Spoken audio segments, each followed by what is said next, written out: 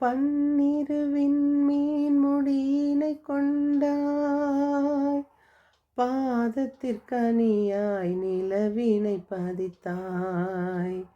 உன்னிரு கரங்களின் உலகத்தின் ஒளியாம், உன்னிரு கரங்களின் உலகத்தின் ஒளியாம்.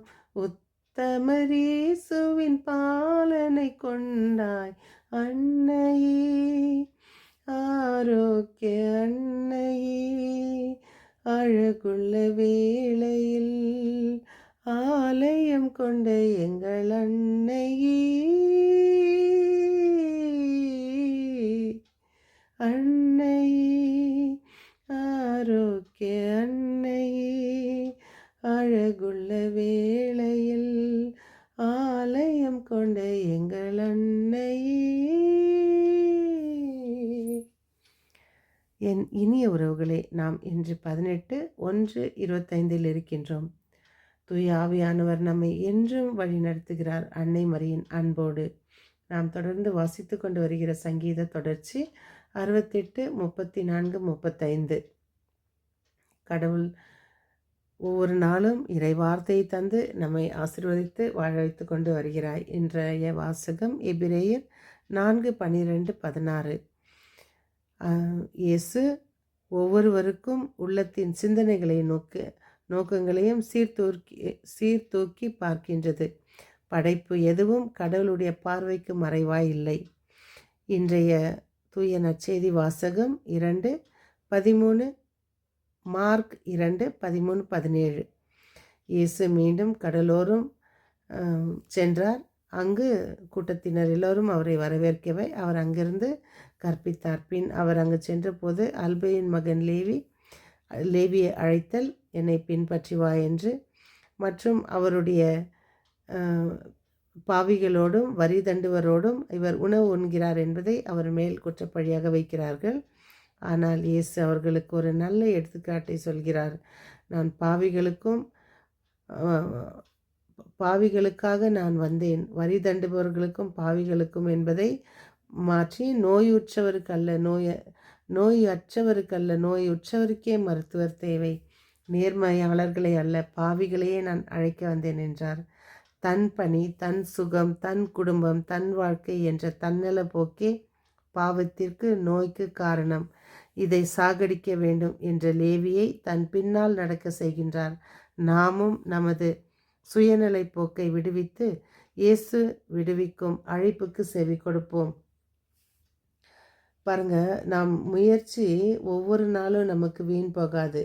தாவீதை புகழ்ந்து பாடும் பெண்ணின் பாடலானது அவர் கொல்ல முயற்சித்த அந்த சவுலின் பொறாமையை தூண்டுகிறது. அதே போல் இயேசுவின் புகழானது பரிசேயர்களையும் சதுசேயர்களையும் கோபமூட்டுகிறது.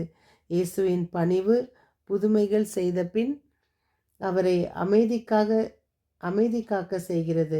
தாவீது தனது சிம்மாசனத்திற்கு போட்டியாக மாறினாலும் தாவீதிற்கு தீங்கு எதுவும் இழைக்க வேண்டாம் என்று தன் தந்தை சவுலிடம் மன்றாடிய யோனத்தானை போல நாமும் பெருந்தன்மையும் மன்னிப்பும் அன்பும் கொண்ட மனிதர்களாக மாற வேண்டும்.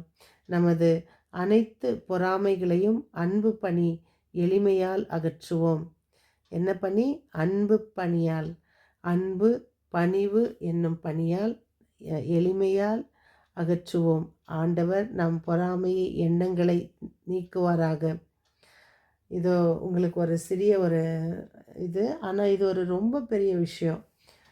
நாம் வெறும் கிறிஸ்தவர்களாக மட்டும் வாழாமல் இது போல் ஒரு நல்ல கிறிஸ்தவர்களாக நாம் அன்பும் பணிவும் கொண்டு நல்ல பண்பாளர்களாக நாம் எடுத்துக்காட்டாக வாழ இதோ இங்கு நம்மை அழைக்கப்பட்டு இருக்கிறது. இந்த செய்தி நமக்கு உங்களுக்கு தெரிந்திருக்கலாம், இல்லை இதுக்கு முன்னே நீங்கள் இல்லைன்னா இப்போ தெரிஞ்சுக்கோங்க. எல்லாருக்கும் எலிஸ் என்ற ஒரு கவர்னர் இருந்தார். அதுவும் அவர் இதுபோல் வரலாற்றில் நம்ம இது போல் பார்த்துருக்க மாட்டோம். மதுரை பக்கத்தில் அவருடைய சமையல்காரர் விறகை அடுக்கி கொண்டிருந்தார். திடீரென்று கட்டுக்கட்டாக கொத்து கொத்தாக ஒரு ஓலிசோடு போல் இருக்கிறது என்று அதை கொண்டு வந்து எலிஸிடம் கொடுக்க அவர் அதை பிரித்து பார்த்து அதை அந்த நேரம் வைத்துவிட்டு மறுநாள் பிரித்து பார்த்து ஆராய்ந்த போது அது மிகப்பெரிய பொக்கிஷமாக தெரிகிறது என்று ஆராய்ச்சிக்கு அனுப்புகிறார். பின் அது தான் உலக பிரசித்தி பெற்ற திருக்குறள் என தெரிய வருகிறது. ஆடம்பரம் இல்லாத அறிவிப்பு. நன்மை செய்ய நாம் யாரையும் கேட்க தேவையில்லை. அதற்கு பிறகு கொண்டாடினார்கள். இதை கண்டுபிடித்தவரே ஒரு வெள்ளைக்காரர் தான், எலிஸ் என்பவர். முதலாக இதை உலகத்திற்கு அறிமுக செய்தவர், கொண்டு போனவர் ஜியு போப் என்பவர் தான்.